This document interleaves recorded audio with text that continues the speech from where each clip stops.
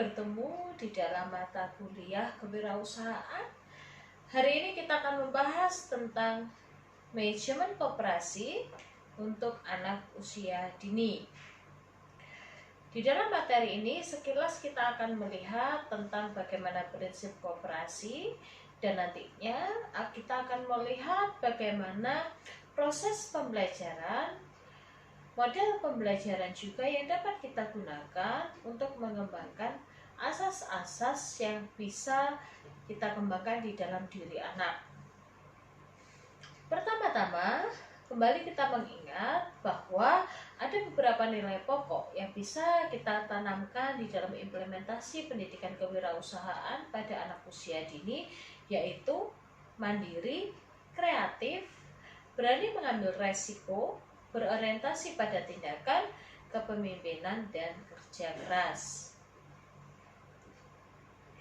Kalau kita melihat tentang koperasi, itu diatur oleh Undang-Undang Nomor 25 Tahun 92, yaitu dikatakan bahwa koperasi adalah sebuah badan usaha yang beranggotakan orang, perseorangan atau badan hukum koperasi dengan melandaskan kegiatannya dengan prinsip koperasi sekaligus sebagai gerakan ekonomi rakyat yang berdasarkan atas asas kekeluargaan, sehingga koperasi ini adalah sebuah badan hukum yang berlandaskan pada prinsip dan asas kekeluargaan untuk mengembangkan atau meningkatkan perekonomian rakyat.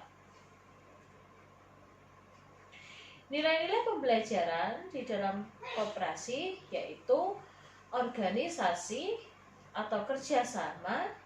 Yang kedua adalah prinsip koperasi. Yang ketiga adalah asas kekeluargaan. Di dalam pembelajaran koperasi, kita akan belajar tentang bagaimana mengembangkan kerjasama di dalam diri anak. Dan kita akan melihat beberapa prinsip koperasi dan asas kekeluargaan dapat kita kembangkan di dalam diri anak. Kita akan melihat prinsip koperasi, yaitu keanggotaan di dalam koperasi bersifat terbuka. Artinya siapapun boleh menjadi anggota di dalam koperasi dan sukarela. Tidak ada paksaan. Tidak ada koperasi yang memaksa bagi siapapun yang akan menjadi anggotanya. Oleh karena itu, bersifat terbuka bagi siapapun dan juga sukarela. Pengelolaan di dalam koperasi bersifat demokratis, sehingga tidak ada kebijakan sepihak yang dikeluarkan. Dan diharapkan kebijakan yang dikeluarkan oleh koperasi bersifat membantu atau mengembangkan seluruh anggota koperasi dan menguntungkan setiap anggota koperasi. Partisipasi anggota di dalam meningkatkan perekonomian atau ekonomi sangat diharapkan, sehingga di dalam koperasi ada beberapa partisipasi, yaitu dengan memberikan simpanan pokok, simpanan wajib, kebebasan dan otonomi. Ada sifat-sifat kebebasan dan otonomi ataupun kemandirian yang diberikan kepada anggota. Pengembangan pendidikan di dalam koperasi, seringkali koperasi juga memberikan program-program pendidikan bagi masyarakat. Contohnya pendidikan dan pelatihan menjahit bagi ibu-ibu PKK setempat. Ini untuk mengembangkan kemampuan dan keterampilan menjahit, sehingga mereka bisa mengembangkan perekonomian mereka melalui keterampilan menjahit dan memberikan informasi-informasi terkait dengan fakta-fakta yang ada ataupun fenomena-fenomena yang ada di masyarakat. Fungsi koperasi yaitu membangun dan mengembangkan potensi dan kemampuan ekonomi anggotanya, sehingga ketika menjadi anggota koperasi diharapkan perekonomian anggota tersebut dapat dikembangkan dan kemampuan mengelola perekonomian pun akan ditingkatkan pada khususnya, dan masyarakat pada umumnya dalam meningkatkan kesejahteraan perekonomian secara sosial. Untuk mempertinggi kualitas kehidupan manusia dan masyarakat, diharapkan anggota masyarakat semakin sejahtera secara perekonomian. Dan ketika mereka mampu mengelola perekonomian, maka kualitas kehidupan mereka pun akan meningkat. Orang yang selama ini mungkin belum memiliki tabungan, maka dengan mengikuti koperasi mereka akan belajar untuk menabung dan menyisihkan uangnya sehingga mereka memiliki tabungan untuk masa depannya. Untuk memperkokoh perekonomian rakyat, salah satu caranya adalah sebagai dasar kekuatan dan ketahanan perekonomian nasional. Nah, koperasi akan membantu memperkokoh perekonomian, ya. Dengan adanya simpanan, itu akan membuat masyarakat tidak boros. Masyarakat berusaha untuk mengatur perekonomiannya secara mandiri. Untuk mewujudkan dan mengembangkan perekonomian nasional yang merupakan usaha bersama yang didasarkan atas asas kekeluargaan dan demokratisasi ekonomi.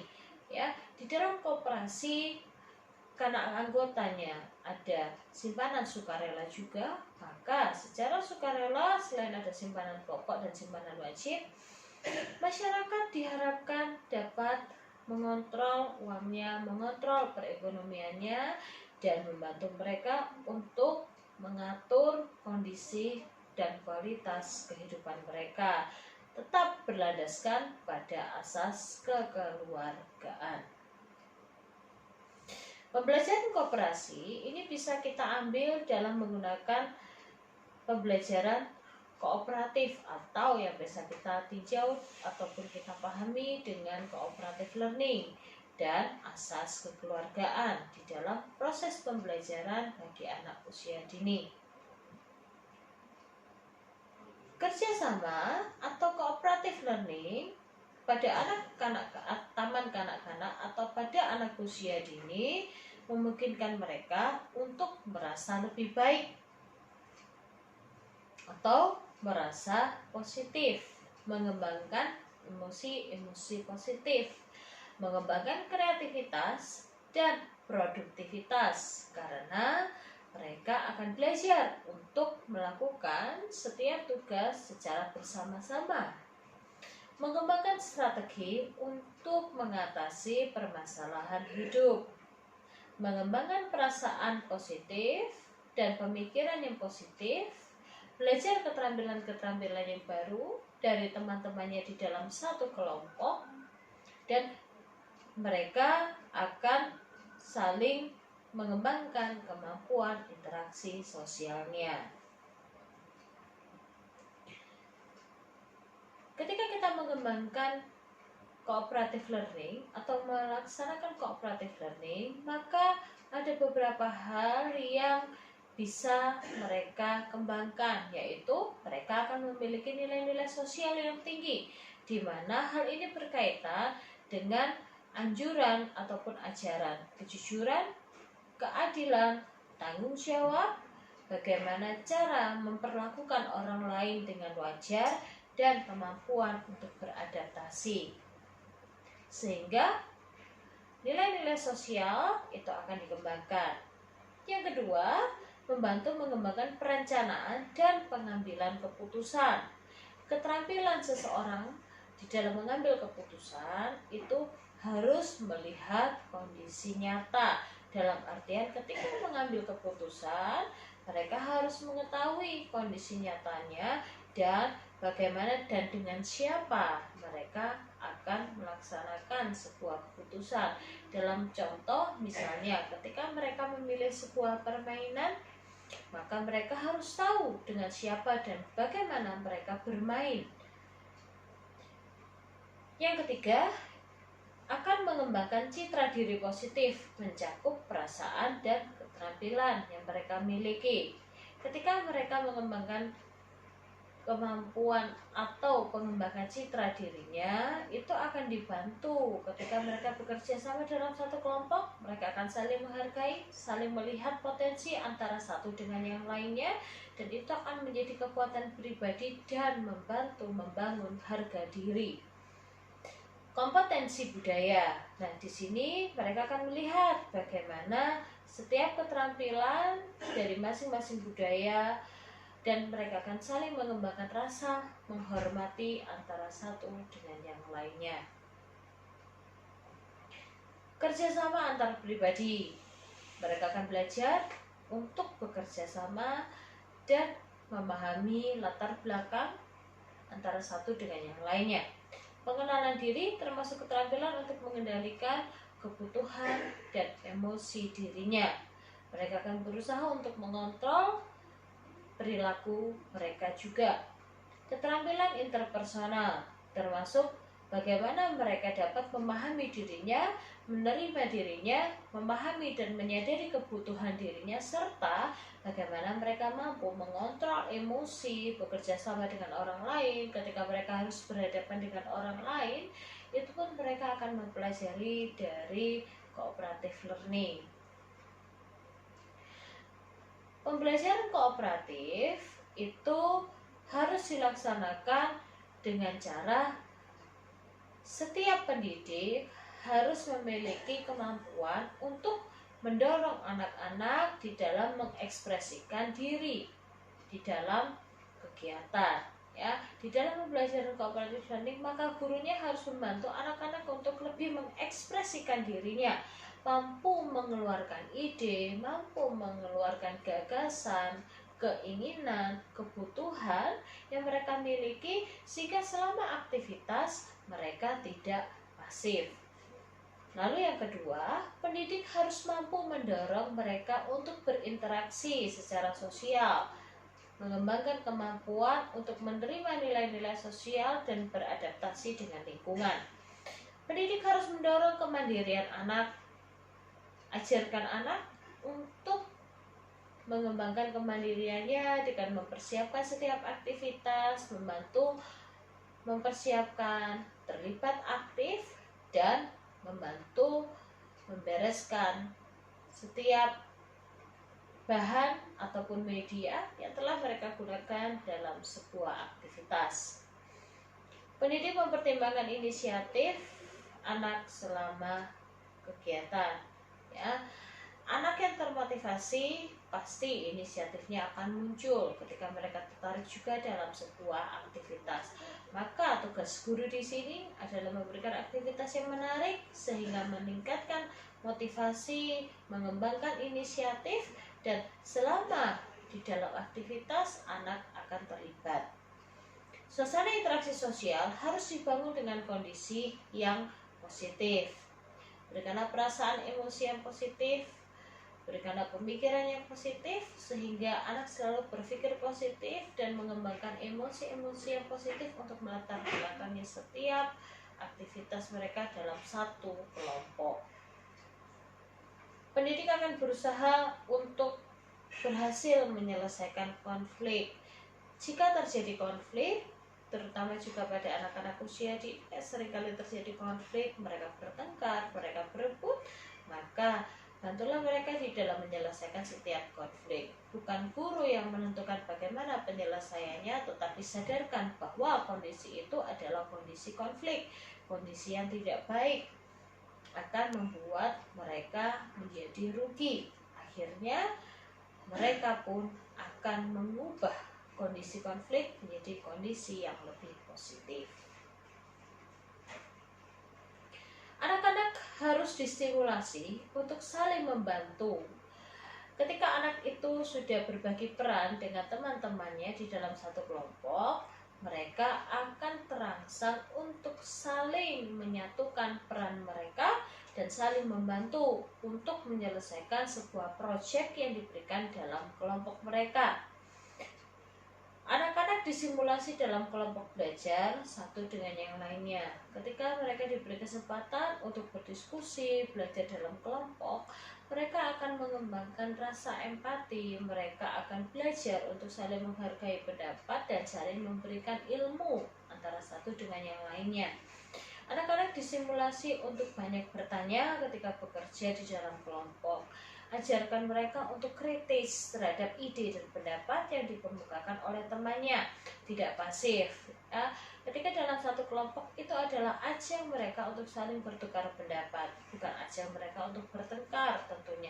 Ketika ada pendapat yang tidak sama dengan dirinya, ajarkan mereka untuk melaksanakan respon yang benar, dalam artian mencoba untuk menganalisa di mana perbedaan dan di mana kesamaan antara ide dia dengan yang lainnya. Jika ide temannya ternyata jauh lebih baik, ajarkan dia untuk menerimanya. Jika ternyata ide temannya dirasa kurang efektif, ajarkan dia untuk tetap menghargai ide temannya tanpa harus menyalahkan, menjustifikasi teman dalam satu kelompok. Prinsip pembelajaran kerjasama ataupun cooperative learning di sini adalah pelajaran harus menarik dan menantang. Berikanlah tantangan, berikanlah challenge, berikanlah setiap permasalahan yang bisa mereka laksanakan atau mereka selesaikan dalam satu kelompok. Harus memiliki tujuan bersama. Satukanlah tujuan mereka di dalam menyelesaikan setiap challenge ataupun tantangan atau permasalahan ataupun proyek yang diberikan dalam satu kelompok. Ajak mereka untuk menetapkan tujuan terlebih dahulu sebelum mereka mulai berdiskusi, sehingga mereka memiliki satu tujuan yang sama dan nantinya tidak saling menyalahkan. Anak-anak harus siap melihat dan atau dibantu untuk memahami setiap manfaat dari pekerjaan mereka, ya. Ajar mereka untuk selalu siap memaknai setiap pekerjaan mereka. Ajar mereka untuk saling menghargai dan memaknai apa yang menjadi hasil dari kelompok mereka. Dan semua anggota kelompok harus bermakna terlibat dalam setiap saat ataupun setiap penugasan. Peran yang sama atau peran yang seimbang itu sangat diperlukan, sehingga pembagian peran harus dilihat dan dipantau oleh guru.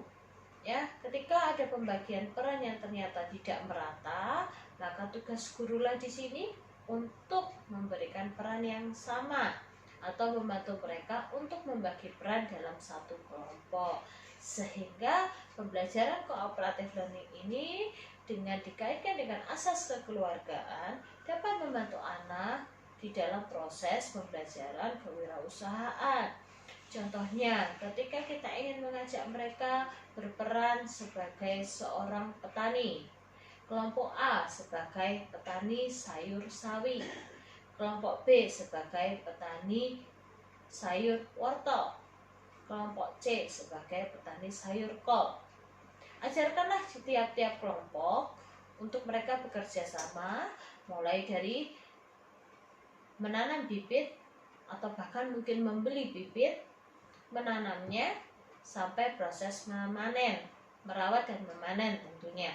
Nah, di situ mereka akan bekerja sama sampai akhirnya mereka mendapatkan sebuah hasil yang memuaskan.